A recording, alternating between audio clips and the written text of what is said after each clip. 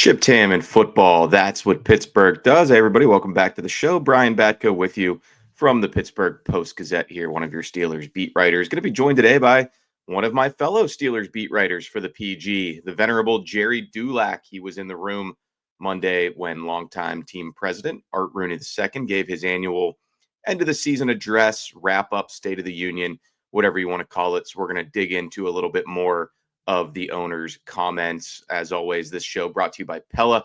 No better place to get new windows and doors installed in your home than Pella. They can help you save on energy costs year-round. Schedule a free in-home consultation with your local Pella Windows and Doors to find the right product for your home and budget. Give them a call at 866-593-1560 to discuss that project further. That's 866-593-1560 to get started planning on your new windows and doors installation with Pella Windows and Doors of Pittsburgh. Gerry Dulac with me on the other side.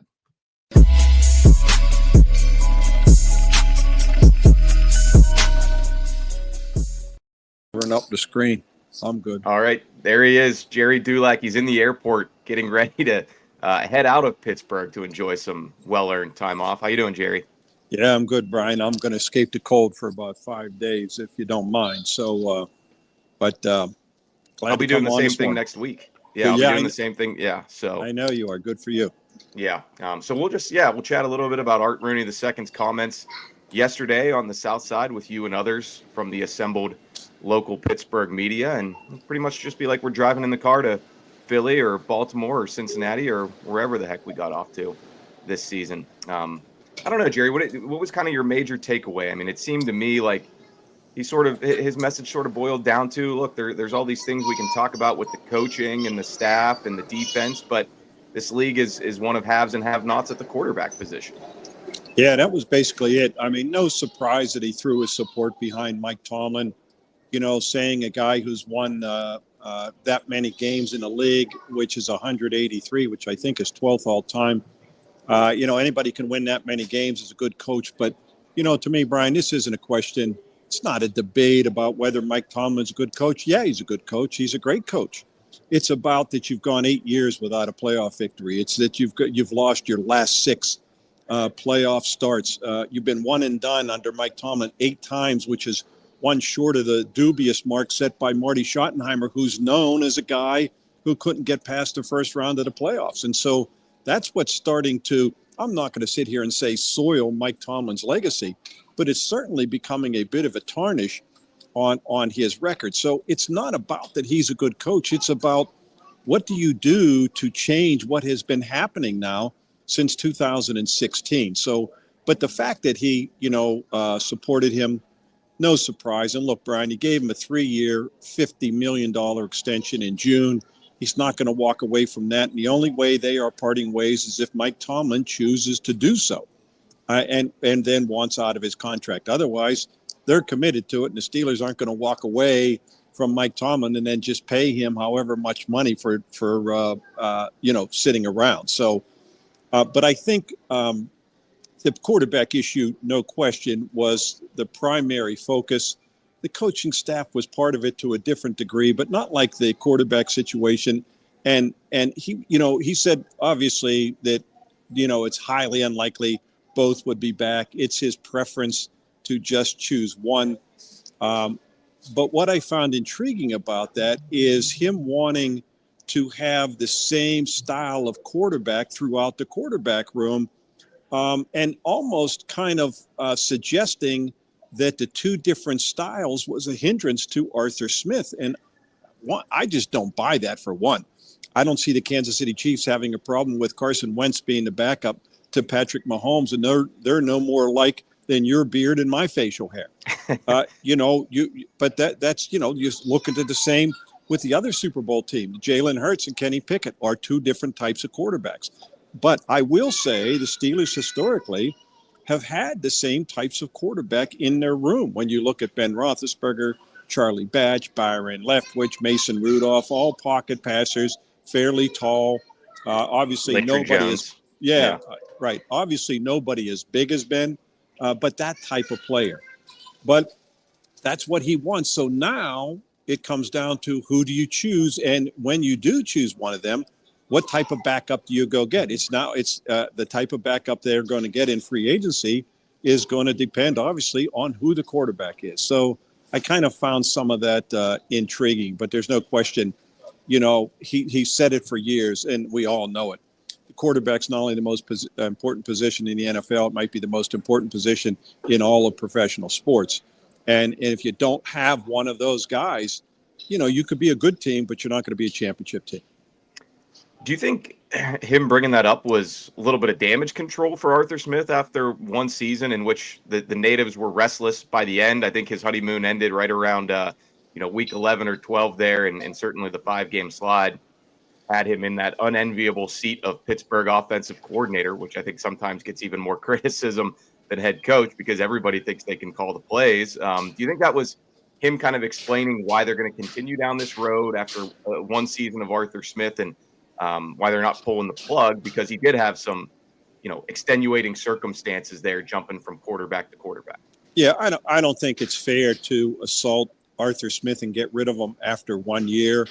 And it's certainly not the Steelers' style, unless Mike Tomlin was terribly unhappy with him, and I don't think that's the case at all, Brian. And I don't know if he was doing damage control, perhaps, but he was offering somewhat of an excuse. And Art's not the type to make excuses, but he was certainly, to me, doing that to a degree to Arthur Smith. And so you just look at when the two different styles, quote, conflicted, if they would.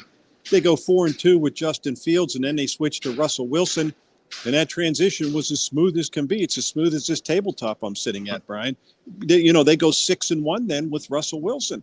And so it isn't like at the end of the year they had to go back and forth with quarterbacks because of injuries, and it disrupted their system. That had nothing to do with how poorly they played on offense. And so Arthur Smith has to take some of that blame. So does the lack of talent at the wide receiver position. So does the inexperience and injuries on the offensive line. Those are all factors for the amount of pressure that Russell Wilson was on. Look, in today's NFL, you can't hold the ball much more than 3 seconds. When you start getting up to 4, you're in trouble.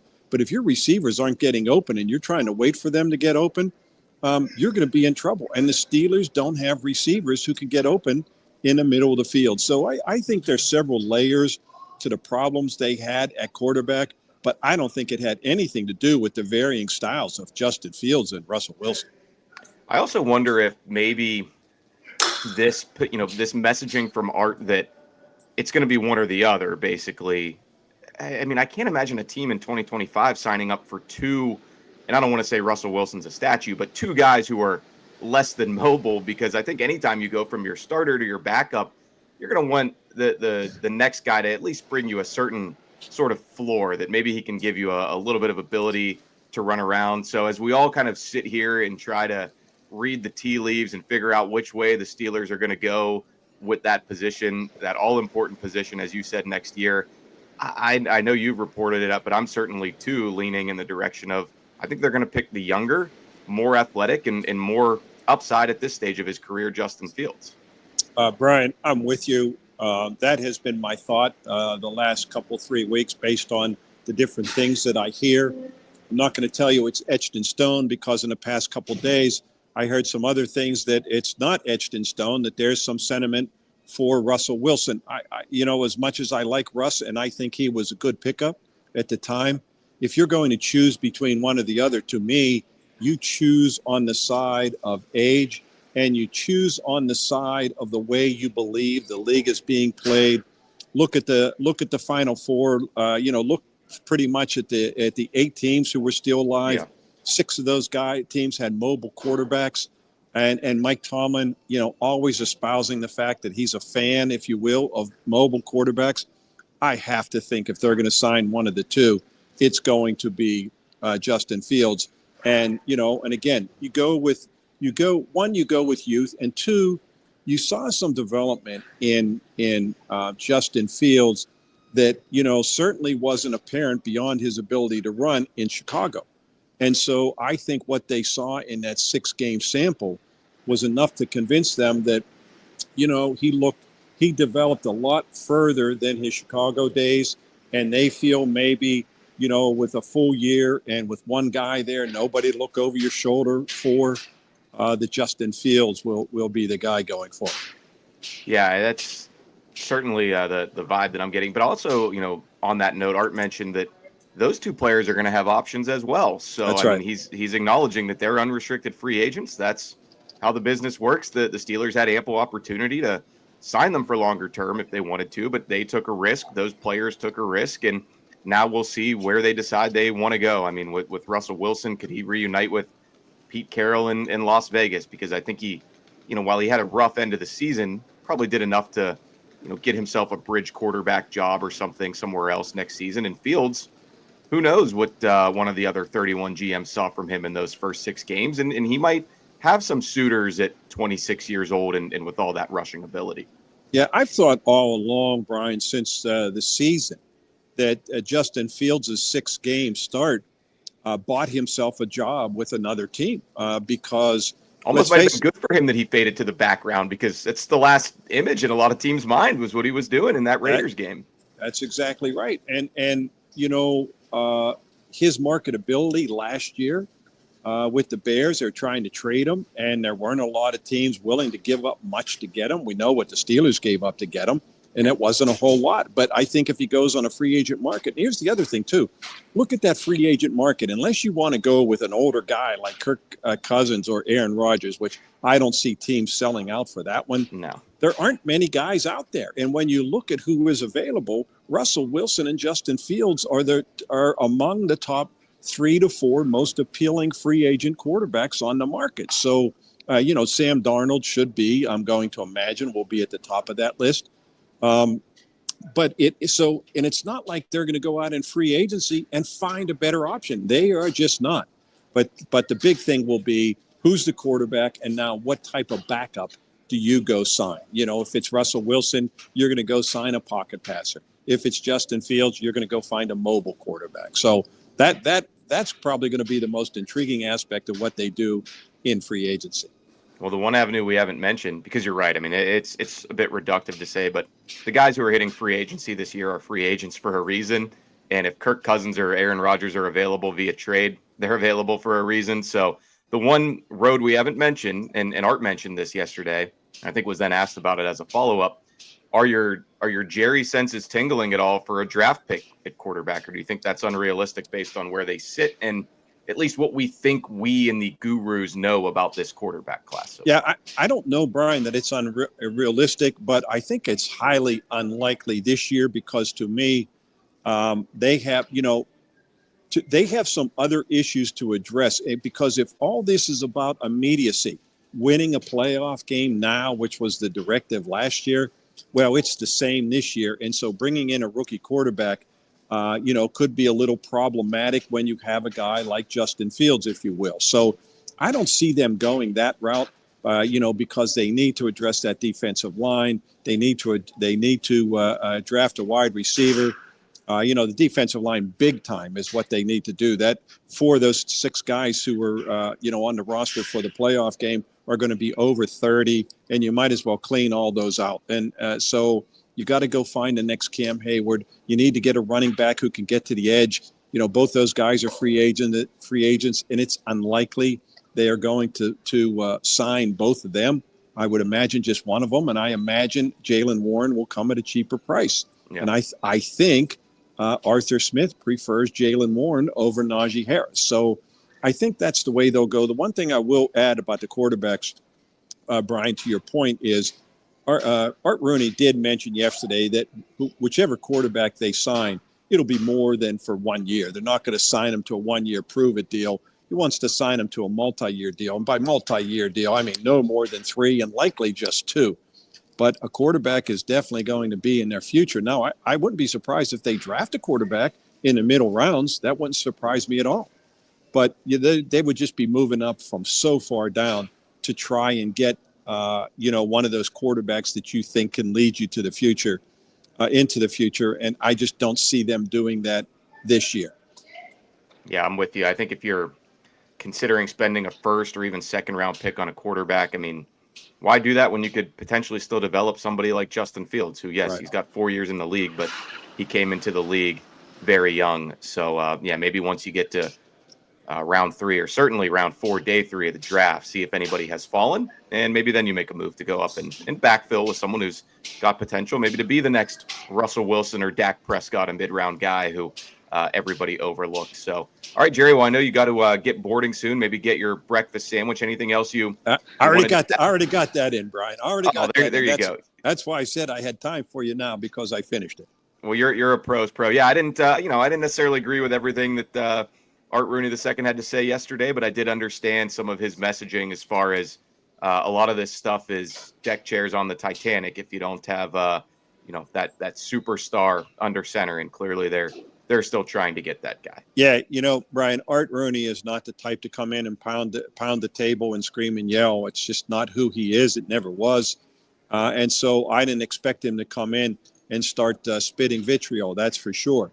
But I mean, the one thing about the coaching staff is he did say a large chunk of it is in place, and he's referring to guys under contract. I would imagine a bunch of guys who 1-year contracts are gone. They're probably going to let the vast majority of those guys go. That they haven't let any go, even just for optics' sake, right now is surprising to me. But Arthur Smith is under contract. Teryl Austin is under contract. Pat Meyer, who seems to be in everybody's crosshairs for criticism, he's under contract. So we'll see what they do going forward. But I don't think anybody should expect major shakeups on the coaching staff. That's for sure. Yeah, I know in years past, early to mid-February, we've seen a out-of-nowhere press release. Hey, Frisman Jackson is out, and they're looking for a new receivers coach, or Ike Hilliard is out. And okay, I guess we'll see where they go from here. Yeah, they're out because their contracts expired. That's why. Right. They were not renewed. Yeah, that's a good way of putting it. But all right, Gerry. Well, hey, enjoy your time off, and we will talk to you when you get back. Okay. Yeah, Brian. Well, you have a good time next week as well. Thanks. See you, Gerry. All right, man. See you. All right, there he goes, Gerry Dulac, our longest tenured Steelers beat writer at the Post-Gazette, and like I said, was in there chatting with Art Rooney II yesterday on the South Side. Appreciate everybody tuning in to another week of the show here. And like I said, with Gerry, I will be gone next week on my own trip to Florida.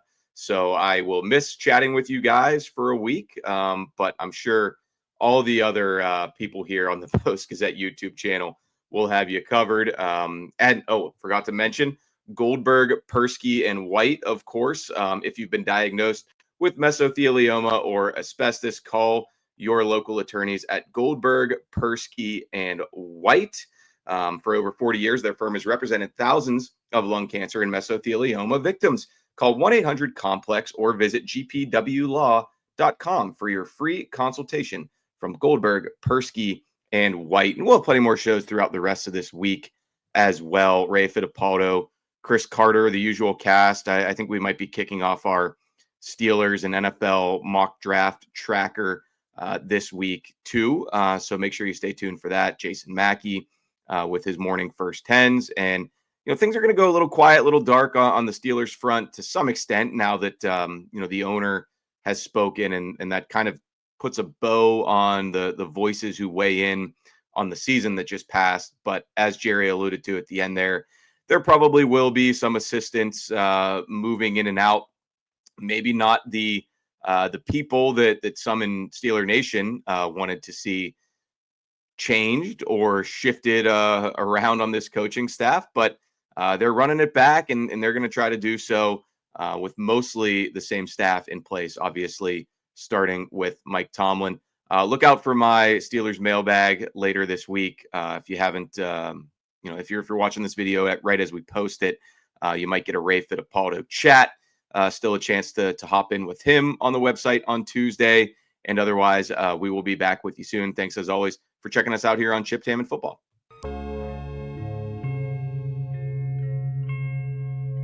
Thank you for checking out this content from Post-Gazette Sports. If you watch this video on YouTube, please like the video and subscribe to our channel. For all of the sports coverage the Post-Gazette has to offer, visit post-gazette.com.